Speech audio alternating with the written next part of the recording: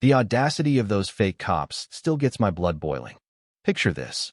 I'm at my secluded 200-acre ranch in Idaho, nestled by a pristine lake, when three strangers in crisp police uniforms roll up, flashing badges and waving official-looking documents. They claim to be HOA enforcement officers, threatening to seize my property over fabricated violations. They thought they'd found a soft target-alone guy in the middle of nowhere who'd cave and pay up. But they had no idea who they were messing with, and their perfect con was about to implode. I'm Jack Carter, 42, a retired Navy SEAL. After 20 years in naval intelligence, I bought this ranch near Lake Pend Oreille in 2022 to escape the chaos of my past. Surrounded by rugged mountains and shimmering water, it was my sanctuary, a place to fish, breathe, and quiet the ghosts of missions I'd rather forget. I was finally sleeping through the night, learning to let go of the hypervigilance that had kept me alive. That peace shattered one crisp fall morning in September 2024 when a certified letter arrived, thick and embossed with a seal that screamed authority. The letterhead read Clearwater Homeowners Association, citing violations under the Idaho Lakefront Conservation Act of 2024. It demanded an inspection within 10 days, or I'd face a $25,000 fine and property seizure under Idaho Code 54-7-112. Confusion hit first. I'd chosen this land precisely to avoid HOA nonsense. My training kicked Insomethinfeld off. That gut instinct, the one that had saved me in hostile territories, screamed danger. I dug through my files, confirming my deed. Independent, no covenants, no HOA. But the letter referenced laws that sounded real enough to fool most. I searched online and found a slick website, complete with .gov styling, fake legislative records, and environmental studies. The phone number connected me to a woman named Laura Bennett, her voice smooth and commanding. Mr. Carter, I'm the Clearwater HOA Enforcement Director. I trust you received our compliance notice. When I pushed back, saying I wasn't in an HOA, she was ready. The new conservation laws automatically enrolled all lakefront properties into regional oversight. We have expedited processes for veterans like yourself. She even knew about my Navy service, which should have been a red flag. We respect your sacrifice, Mr. Carter. I'm here to protect you from state penalties. Laura was good, scary good. The documents cited real Idaho codes. The website looked legit, and she knew details about my property and service that weren't public. She framed herself as my ally against government overreach, claiming my cabin's septic system, dock, and drainage violated new regulations. The fix? A $10,000 to $18,000 compliance fee, a bargain compared to $50,000 in state fines. The pressure was subtle but relentless. She needed an inspection tomorrow. My gut churned, but I agreed, buying time to dig deeper. That night, I uncovered cracks in their facade. Clearwater HOA wasn't registered in Idaho. Laura Bennett had no environmental credentials. The Conservation Act didn't exist. This wasn't a mistake. It was a sophisticated scam targeting isolated veterans like me. The next day, a black Ford Explorer with convincing government plates pulled into my drive. Out stepped a towering man, 6 feet 4 inches, in a Navy uniform with HOA police patches, his belt loaded with a taser and handcuffs. He moved like he'd done this before.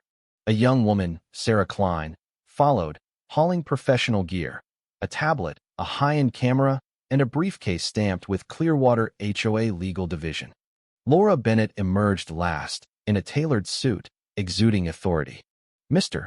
Carter, I'm Officer Daniels, HOA Police, the big guy said, his tone demanding compliance. Laura shook my hand with practiced charm. Let's make this quick. Boundary and lakefront checks. Sarah added, I'll document for state records. Their performance was flawless.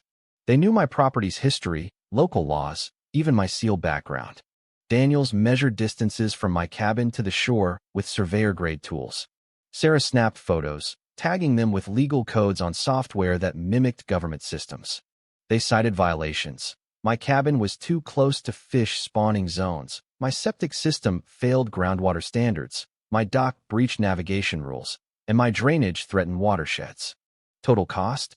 $52,000, plus $28,000 in penalties. But Laura had a solution. Pay $18,000 for their expedited compliance program. When I hesitated, Daniels loomed closer. These are federal violations, sir. We're offering a local fix. Laura upped the stakes, claiming they could seize my ranch in 30 days. Daniels rested his hand on his handcuffs, saying their HOA police had sheriff-level powers. I played along, asking for their legal docs. Laura handed over a folder of forged papers, HOA authorizations, fake statutes, all polished. She leaned on my service. Your record shows you respect chain of command, Mr. Carter. Let's resolve this properly. They left, promising to return at 3 p.m. tomorrow for my decision. That night, I reviewed my security footage and their documents. The forgeries were near perfect, but subtle errors, legal jargon off, statute formats wrong betrayed them. I reached out to my veteran network, learning 15 other lakefront ranch owners, all vets, had been hit with similar scams. This wasn't local, it was a coordinated campaign. By morning, I was in full intelligence mode. I called Idaho's environmental agency. I know such Conservation Act existed. The Secretary of State had no record of Clearwater HOA. Laura Bennett didn't exist in any licensing database. The Explorer's plates traced to a rental firm tied to a shell company in Oregon. Cross-referencing property records, I found 20 veteran-owned ranches targeted across Idaho, Nevada, and Washington. Sarah's social media showed a lavish lifestyle, yachts, designer bags, 5-star resorts, impossible on a government salary. Her posts mapped a trail through veteran-heavy states. I tailed their Explorer to a luxury resort in Coeur d'Alene, where they met a fourth man, polished and clearly in charge. From a concealed vantage point, I overheard chilling details. Idaho list has 10 ranches, all vets, $600,000 potential. Nevada cleared $400,000 last quarter. Laura boasted, vets are easy, they respect authority. By the time they smell fraud, we're gone. A telephoto lens caught Sarah's tablet, a spreadsheet listing 50 veterans, with property values, service records, and compliance scores based on isolation and PTSD likelihood. My entry read, Carter, Jack, Navy SEAL, $900,000 ranch, lives alone, high compliance probability. I alerted my veteran network, and responses confirmed the scam scope. A Marine in Nevada paid $10,000. An Army vet in Washington lost $7,500. An Air Force retiree was set to pay $16,000 tomorrow. I contacted FBI agent Emily Harper through my contacts. She'd been tracking a multi-state fraud ring targeting vets, with losses over $1.2 million. We planned a sting. I'd let them try to collect, live streaming it to veteran groups for evidence, with FBI ready to arrest. The next day, I rigged my ranch with 4K cameras and mics, streaming to 1,000 viewers. At 3 p.m., the Explorer returned, their demeanor colder. Laura, now in a quasi-police outfit, clutched warrant folders. Daniels brandished extra handcuffs. Sarah prepped seizure forms. Mr. Carter, certified funds ready. Laura snapped. When I questioned their docs, Daniels growled, time's up. Pay, or we seize. Laura threatened a raid. Sarah's tablet flashed asset seizure software. I faced the camera. I called Idaho's environmental agency yesterday. Silence gripped the room. Guess what they said about your Conservation Act? Daniels lunged, yelling, turn off that camera. My SEAL reflexes kicked in. In 2.5 seconds, I had him on the floor, wrist locked, arm numb, knee on his back. The live stream hit 5,000 viewers, erupting. SEAL takedown. I held up a death certificate. Meet the real Laura Bennett, dead 6 months ago. Daniels gasped, Melissa? You said you were Laura. I revealed an FBI file. Her real name's Melissa Reed, wanted for fraud in 4 states. Sarah sobbed. You said this was legal. Daniels raged. You set us up for federal prison. FBI SUVs stormed in.